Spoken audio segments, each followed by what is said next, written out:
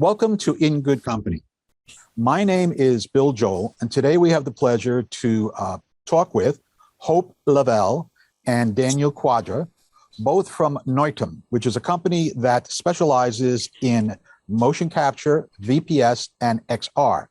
Hope is Noitom's Los Angeles studio manager, and Daniel is their head of support. Welcome to In Good Company, Hope and Daniel. Thank you for having us. Thank you. All right. So today we're going to be talking about motion capture and how it can be used in the aspects of education. So integrating new technology in the classroom, it can be daunting. It can be difficult to know how to best utilize it for teaching in a way that enhances the learning experience without being hindering. However, we believe that motion capture can be a great tool to integrate into your lessons. With this ever-growing accessibility and affordability of motion capture suits, opportunity is available to you. Let me explain how better you can practically apply this technology to your classroom. So when we talk about education for young students, such as preschool through elementary school, now keeping the attention of young children can be difficult. Imagine a teacher being able to use a mocap suit to move an animated character on a TV to help teach their math lessons or read a book to the kids or just overall interact with them.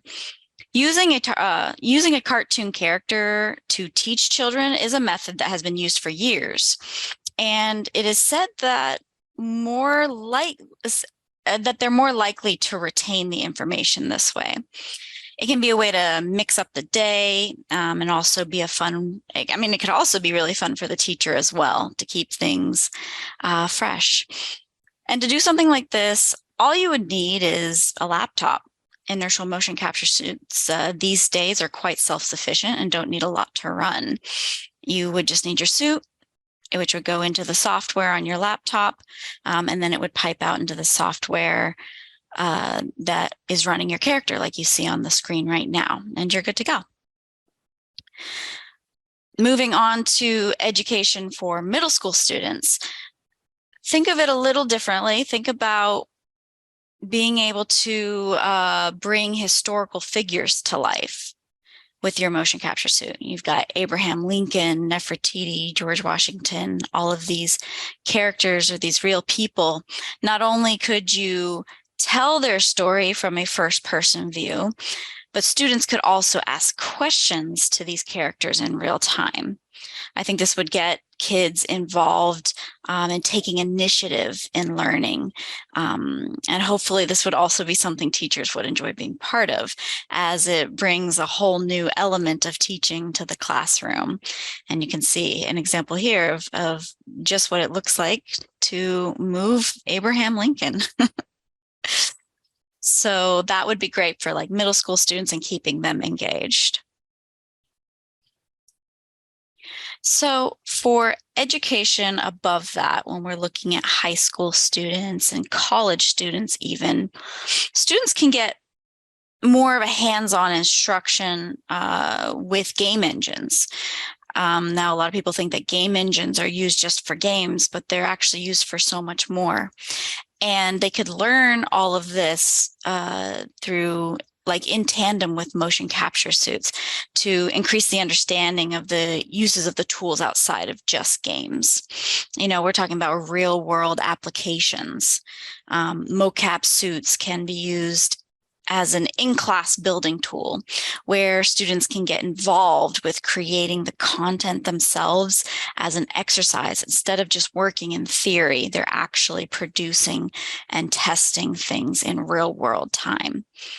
There are many applications outside, just like I mentioned, of game and animation majors.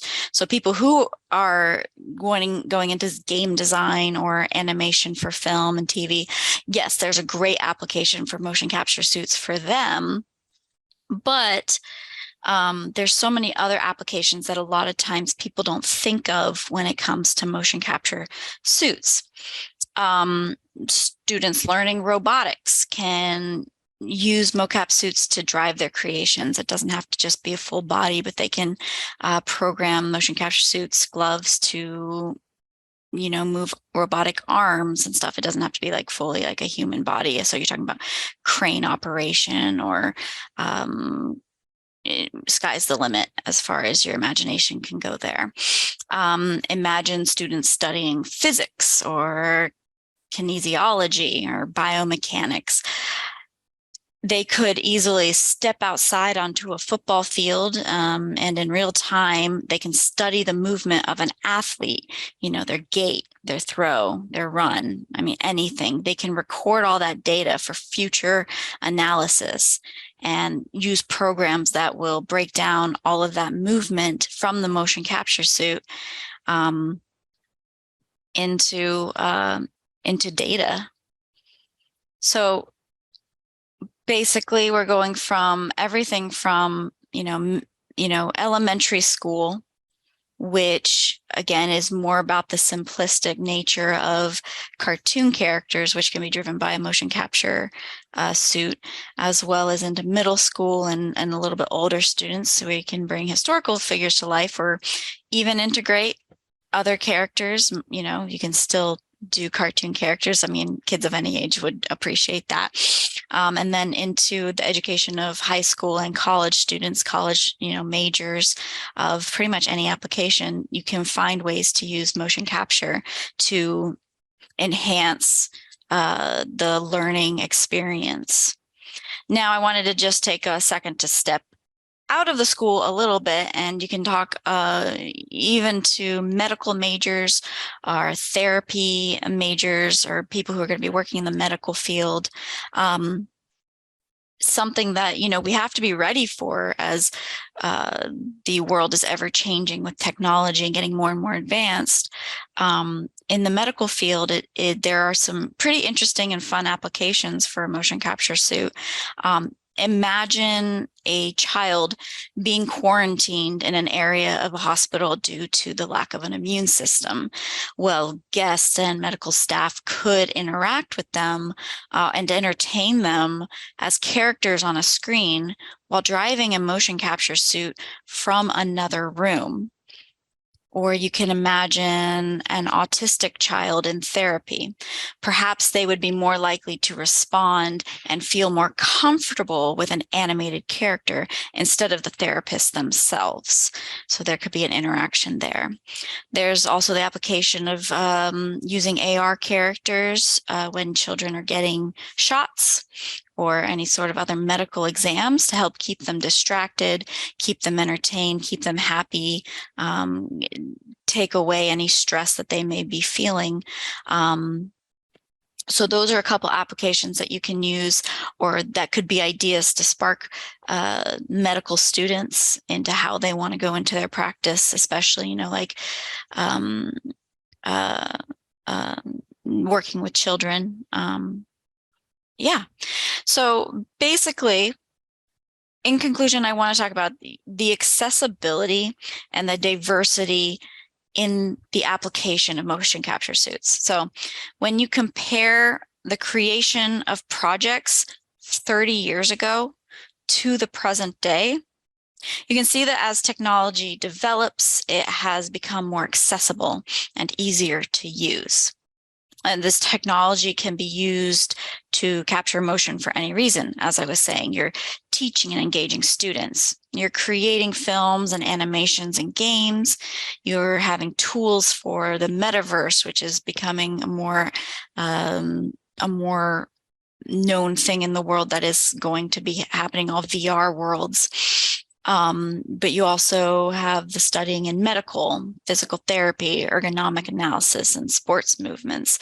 So a lot of teachers may think about motion capture suits and be like, well, there's no application in my field of teaching or anything. And really, you just have, there's so many applications, you just have to you can get really creative with it. And I think for teachers, it's a really great tool to take advantage of as things have become more accessible. Motion capture suits these days are affordable. They're really easy to access. They're easy to use. Like I said, you don't need much to run them. And it's not as complicated as people may think it is. And students, teachers and students don't need to be intimidated by this technology anymore. And that is it. Thank you. Thank you. Wonderful presentation. I just got a few questions. First of all, by the way, I'm very impressed by when you said you could run this off of a desktop computer. I mean, I'm assuming not a low-end desktop. I mean, it would have to have a certain minimal amount of memory, speed on the CPU, whatever. But it sounds like a fairly standard desktop computer could run the software for motion capture. Am I right? That is correct. Actually, a lot of motion capture suits are even run off just laptops. Yes, there are softwares that take up 4 to 10% GPU, super low key to run, and you don't need a very expensive laptop. That's why I know with schools who don't have high budgets, they could still have this technology in their classroom without having to invest in bigger computers.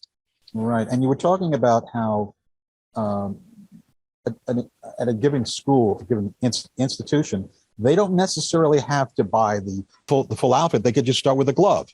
Sure, absolutely. And deal that way. Could they also does your company do companies, do they deal with, like facial capture also? So usually suit companies, as far as motion capture goes, don't do facial capture as kind of a separate thing. Okay. But there are plenty of sources for, facial capture that are also very affordable that usually just use an iPhone. Yeah, actually, I was thinking one thing with, you were talking about how the instructor play the part of a historical figure. I'm thinking of flipping the other way around and thinking, imagine a kid as, that they have to write a script and they have to perform and be the historical characters. I love that. Absolutely. Yeah. Getting the kids involved. Getting the kids involved. That's what I'm thinking. Yeah. Now I'm going to ask that nasty question, cost. Mm-hmm. Okay. What would be, for example, a low end ballpark cost for, say, just a glove? Daniel, I'll let you take this one. It'll be around like $1,500 for a low ballpark, something like that. For a glove. How about low ballpark for an entire suit? It'll be about $7,000. Well, we have I know we have, I don't want to say UE. There are starter suits, as I would call them, for as low as 35 to 4,000. Yeah. 3,500. So we're talking about something that probably be technology shared across many classes, many instructors to make it worthwhile. But I'm going to tell you, it is a lot different from what I remember when a lot of these products were in the tens of thousands in the initial days. Yeah, that's exactly what I was meaning in my presentation, is not just more accessible because you can have it in your home or in your classroom, but also the price is just always dropping. Right. And the other part, which I, again, really impressed, was that you're saying that the software, it's available that could easily run on a standard desktop computer or a laptop, meaning that's a cost that these schools don't have to put out extra. They're going to have the computer. All they have to do is dedicate a computer to this, and that's it. That's great. And I love what you said about if a school has a low budget, the school could purchase a suit or two at, $3,500 for, a suit. And then it can be shared throughout, all the classrooms and all the different, because you're not going to need it every day. No, I would say probably not. Yeah. One last question, and then I think we'll wrap it up. Lifespan. I mean, how long do these devices last? I mean, when I say last, I mean before you have to maybe have somebody come in and do some repair or whatever, because this is something that schools are concerned about. Yeah. Daniel, I'll let you take that one. Well, it could last, I think between 5 to 10 years. Our last suit that we have, for example, a good example, that's been 5 years plus, so it lasts for a pretty long time, and kids love to play around with it, so it's 5 to 10 years. Okay, well, I've Yeah. answered the question because then that Mhm. says if the suit cost low end, say 35, just say 5,000 on the low end, you spread that over 5 years. That's a cost of $1,000 a year, which a district might be able to, Right. or I mean, I'm not talking about colleges and universities because they have a different kind of a budget. But if we're Right. talking about the school districts, if they're only dealing with maybe $1,000 a year to do it, they could do it. So it's very accessible. Well, anyway, Hope, Daniel, I really appreciate you doing this with us today, and thank you very much. Thank you. Appreciate Thank it. you. Thank you. And we'll see you next time in Good Company.